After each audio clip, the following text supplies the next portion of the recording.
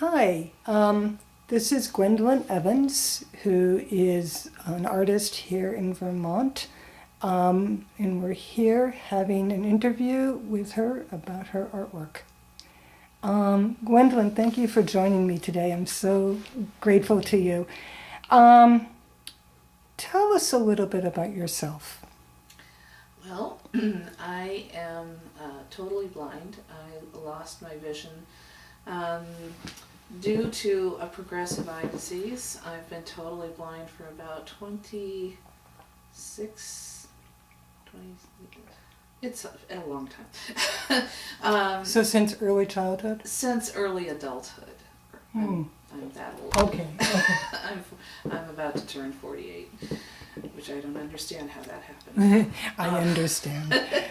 My background has been not so much in the arts. When I was young, I went to school and got a degree, an undergraduate degree in social work and in religious studies, and I worked in human services. I worked specifically as a peer counselor and advocate for people with disabilities, for an independent living center, and also worked with people with disabilities who'd been victimized by crime.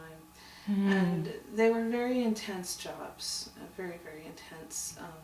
And I did that for about 11 years and really found in that time that I was searching for some sanity outside of the stress and the stories that I was experiencing through clients and the process that I was going through work. And I began to explore. I had been what I would have called crafty. I was interested in crafts, so I would pick up, crocheting or something like that. But I had a huge misunderstanding about what creativity and artistry was. I had grown up with two artists. My father was a watercolor artist and an architect. And my mother was also, she was both crafty and artistic. Before she passed away when I was young, very young, she had been studying oil painting and exploring that side of her. But when I was identified with vision loss in my early childhood, my very early childhood, I think that probably put a whole, misperception thing into play, because I think that, first of all, when parents, this was in the 60s, when parents were presented with that diagnosis, it's pretty shocking. And also the process very much involved how to save my existing sight, which ultimately didn't work very well. Right. So I think that whole idea of art as a subject that I could explore in school kind of went off the table. Probably in a very unconscious way. And I certainly went along with that. I very unconsciously went along with taking that off the table. So I never took classes beyond primary school. We all had to take little art classes and do that. But beyond that, I never took an art class. And, I had... How did that feel, Gwendolyn? Do you remember? I don't think that I really thought about it. What was interesting was I think what kind of took its place in high school as I was doing all these, literature and history and all the college-bound classes, but I also got into taking cooking classes. Oh, fun. Which is another form of creativity that I indulge in regularly. Totally. So I wouldn't have thought of it as a creative thing, but it certainly was that outlet for me in high school. I know from my mother, actually, cooking is a meditation. And we get to all enjoy it. Yes, all forms of meditation. Yeah. But I think, I think what happened to me, and I think maybe this happens to others as well. Yeah. When I hit my late 20s, I started going through sort of a rebirthing, I guess, for lack of a better word. And I was getting divorced and I was getting burned out of my jobs, and I was I had also disconnected from any sort of spiritual path that I had been pursuing. And I had quite a renaissance when I started going to one spiritual community in the Burlington area that led me to exploring all kinds of, other things that led me to exploring within myself, the work of taking care of myself and building my esteem. And through that process, I started discovering this artistic side. So, at first it came out by just being introduced to polymer clay through a body image workshop. And it was fun. And I think that I had lost the sense of play in my adult life and in the human service arena. I had lost that sense of play. So I went out and I bought a whole lot of clay and I had a great time. And yet I still thought I was just being crafty and fooling around. I really was glad that I was connecting with new people who were very encouraging and really helped me see that I had a misconception of what creativity and artistic skill was about. And eventually I shifted that. And what I think what really connected with me was I began having visual, and I have very visual dreams still, and I sometimes dream in color. I began dreaming about paintings that I wanted to create, and I would wake up and I would say, this is crazy, this is nuts, how am I going to do this? I have to say that because the universe was pointing me in this direction and I was starting to wake up, and I had also started meditating and learning to listen to my intuition, learning to hone in and use my intuition. And because of that, if I hadn't had that going on, I would not have listened to these dreams. If I had not listened to those dreams and my intuition, I would not have started talking to people that I was close to about it. And people show up in your life at the right time for the right reason, and it just happened that a friend of mine said, I need to introduce you to this woman who gives private lessons. And I had met this woman before, and I didn't know her well, but when I called her and I said, okay, I'm blind and I'm having dreams about painting and I don't know. And she said to me, this needs doing. We need to explore this. And that's all that it takes for me and for any of us, is just to have somebody open the door or be there with you and help you open the door. Yeah. And so I took, for several years, I took some private art lessons, and I had very low expectations. But what was nice about that was I went into it with a sense of play. I mean, literally the first time we met, she handed me a bag of paint tubes, and she said, I want you to pick 3 colors and tell me what you get from them. She was basing this all on my intuition. And I pulled out 3 colors, and I said to her, this tube feels warm or hot, and this tube feels cold, and this tube feels neutral. I had picked out red, blue, and white. And so when I began exploring painting, I really actually began exploring the whole world beyond what I thought art was. I really shifted my definition of creativity, and then I realized that, boy, art supplies aren't just paint and brushes and paper anymore. No. So going at this threw open the door in terms of I want to try every media that I feel drawn to. So I have tried, I work in mostly acrylics and different forms of clay, and I combine them to create things such as this piece that is done with acrylics and something called sculpt-a-mold clay, which is a mixture of cellulose and plaster of Paris. It makes incredible texture.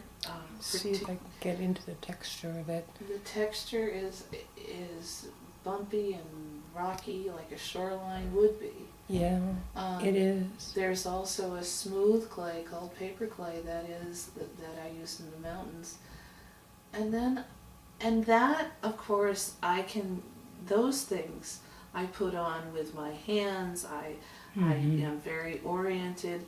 So that may, it's all got intuition involved, but it may not be as intuitive as what happens when I get engaged with the color. And I think that's where the crux of the interesting conversation starts, is how I'm engaged with color. And I'm still learning how to articulate it because it's a surprise to me.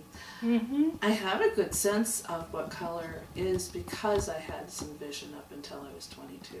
Mm-hmm. And I believe in the energy around color. I believe that color has energy, and different hues have different energy, and so therefore it communicates different energy. Mm-hmm. There are times when a piece of art will present itself to me in my mind's eye and will be so clear, so clear in its detail and in its texture and its color. Mm-hmm. And then there are times when I'm just fooling around and I don't know what the heck I'm doing. And I may get stuck with the color. Mm-hmm. But it always is some energy. And I could talk on and on and on about this, but if I could share the story of this piece. Okay. Which is called Hawaiian Dream. Uh-huh. And it was created when I did a residency at the Vermont Studio Center. And this is the largest scale I've worked in so far. It's approximately 36 by 22. Yeah, I was going to say 22 by 36 is what it looks like to me, but I could be off a little bit, So that's in inches. Yeah, my original thought before I went there, I wanted to use my space and time the best that I could, and one of the techniques that I use is I have something called a raised line drawing board. It looks like a regular clipboard, but has a sort of a rubberized backing. Is that nearby? I can get that for you. That might actually be really interesting to. You see a bussing board. So I had a friend who had taken some pictures of Lake Champlain, which is very close to our hearts here in this area of Vermont. Yeah. I really had it in my mind. I had just started exploring tactile landscapes. I had done a few, and it was kind of an ambitious thing to say, well, maybe I'll try doing a tactile landscape of Lake Champlain. Mm-hmm. And so I went to the studio center with a tactile diagram of the contours. I just wanted to get a sense of the contours of our lakeshore view from Vermont looking over into New York. However, somehow between me exploring the tactile contours of that view and me coming up with this thing, this is not Lake Champlain. This is not our view. What this is, I realized early on actually that although some of the contour, some of the structure is similar, the mountains are much more pointy, peaky, more volcanic in some way. Some of my fellow artists said, "Oh, it looks like China or somewhere else," and I just said, "Okay, this is not like Champlain." I thought, all right, here's where you have the choice of: are you going to force this piece of art to be what you think you want it to be, or are you going to allow spirit or whatever you want to call it to flow through you and see what happens? Yeah. I have learned that if I just let it flow, it just, it's a process that's so hard to verbalize, but What are you hoping, and you may have already talked about this, but what are you hoping to express through your art? Is it the flow, or is it... I think it's, well, I think essentially it's me. Mm-hmm. I'm trying to express myself, and I'm trying to express connection with the flow, with whatever it is that's greater than us.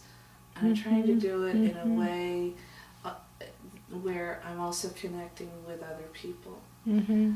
Mm-hmm. Because when I connect with other people, whether it's through my art or through somebody else's art, it takes me and them beyond the conversation of blindness or disability. Mm-hmm. It takes us to a connection rather than a disconnection. Mm-hmm. Even if we don't see or experience that art in the same way, it's a connection experience. So I think, there are a lot of things, themes, things that I explore in my art. Landscapes, trees. I am very big into trees, and things that are symbols from Earth, spirituality and mythology and those sorts of things. I love exploring all of that. The sacred feminine, the sacred masculine, but really it's expressing myself in a way that helps me connect and helps others connect with me. Thank you. So I have a couple of other questions that actually, let's see. Let me ask you this one first. What role do you see yourself playing right now? Your role as an artist, your role as... Wow, that is a great question, because I've asked myself this. It's really interesting because, as you know, I am an art instructor for VSA, and I also do accessibility consulting. I'm trying to bring the arts community, which is a very open-minded community, and trying to help them be more accessible to blind and visually impaired people. And those are all wonderful roles, but what I have come down to, and this is only recently, what I've come down to is that I'm here to do the art, and the challenge of being an artist is putting your work out there. How do you do that? But that's my primary thing. That's my primary passion, is about creating and being creative and being with other creative people. And so, obviously, as an instructor with VSA, which is vision, strength, and access, yes, you're there to try and support others to reach those places too. I am, and if I allowed myself, I could allow myself to be swept away just in the work of supporting others and advocating for access. But I know better than to do that, because I would be out of balance with myself, and I would be suppressing the creativity. Yeah. So I know that a lot of what I'm working on too right now for myself within my arts business is about creating access for me as an artist, and creating access for me as an arts patron. And that is going to help create access on a bigger scale. I know that just by being who I am, that I create awareness and opportunity for accessibility and different levels. And so sometimes I really have to just remind myself to be comfortable with that piece, and not feel like I have to go out and fix everything that is not accessible, because that becomes overwhelming. I hear you. I hear you. And I have one or two other questions. Your affiliation with VSA defines you in some ways as a disabled artist. Yes. Do you define yourself this way? And what is in fact disabling? And so let me ask this: is the blindness that you have the disabling aspect, or is society's perception of your blindness the disabling piece? And how would you look at that? Well, it's interesting, because I'm I've been working with VSA for 3 years, but I've been an artist for longer than that. So I've had a little time to think about that. And I've always identified myself to people as a person who happens to be blind. I don't feel that the disability defines who I am, because there's so much more to me than just not being able to see. And I always am trying to move things into a positive energy, rather than looking at things from a point of lack or scarcity. It's not what I can't do that I want to focus on, it's what I can do. And yet, we live in this world, and this is where I think the disability comes into play. We live in this world that is structured for able-bodied, completely functional people, and we have to figure it out. We have to figure out how to create access or find access. So the disability doesn't happen within the person, it happens within the relationship to the world around them. Well, it would be different. It would be different voices.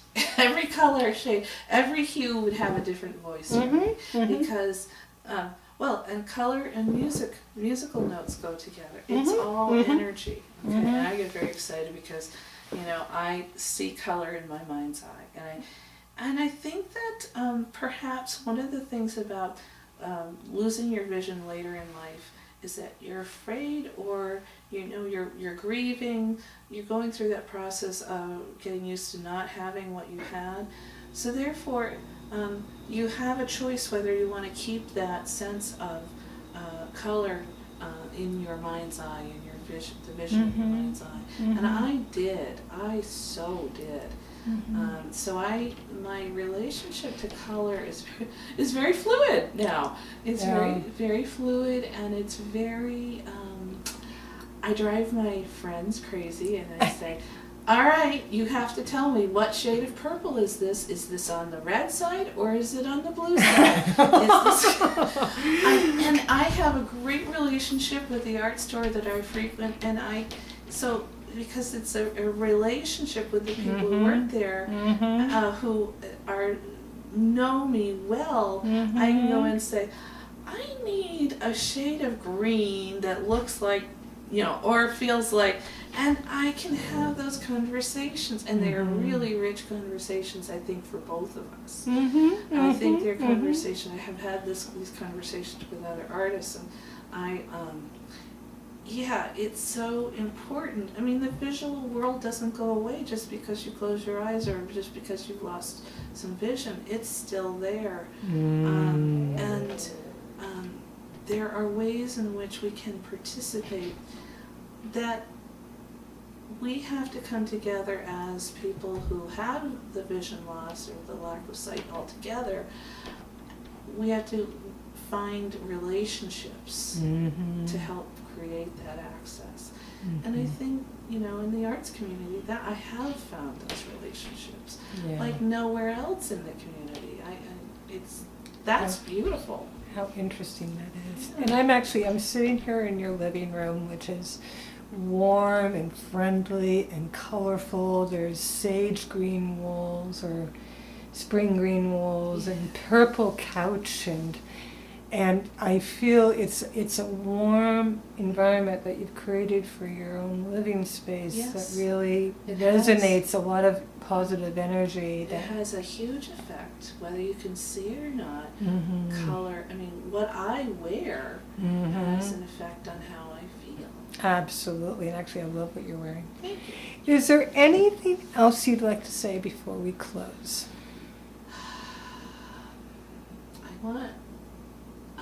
I think that my mission, my purpose in life, I think we all have different purposes. We have multi-purpose. We are multi-purpose beings. Yes, we are. We are multi-purpose beings, but one of my main themes is to teach people to see differently. And that's what I'm going to continue doing, as I also continue my inner purpose, which is for me to test and poke and cajole myself into trying new things and to, stretching my comfort zone, which I do with my art. So I don't know that it'll become really huge sculptural things, but there will be all kinds of projects, and it's all about play. Oh,